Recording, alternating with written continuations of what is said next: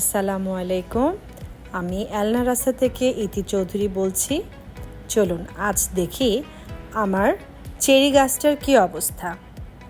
ফুল ফল প্রচুর আসছে, কিন্তু পিঁপড়া বাবাজিরা শুধু শুধু আমার ফুলগুলো নষ্ট করে ফেলছে। কিন্তু অবশেষে ফল ধরা শুরু করেছে। ফুল আর ফলে মাশাআল্লাহ ভরে গিয়েছে। খুবই মজার একটা ফ্রুটস, দেখতে অসম্ভব সুন্দর। আর কালারটা যখন রেড হয়ে যায় তখন অনেক বেশি ভালো লাগে। আর সবুজ থাকে প্রথমের দিকে, আস্তে আস্তে নিচ থেকে রেড হওয়া শুরু করে। একটা রেড আছে, চলুন দেখে নিই। এই যে এখানে একটা রেড একদম লাল টুসটুসে হয়ে গেছে। আল্লাহর অশেষ শুকরিয়া, অনেক ভালো লাগার একটা জিনিস। গাছে যখন নিজের গাছের ফল ফুল যখন হয় তখন খুব ভালো লাগে। আর অসংখ্য ধন্যবাদ সবাইকে, আমার ভিডিওটা দেখাতে পেরেছি এবং আপনারা দেখছেন, এই জন্য ধন্যবাদ।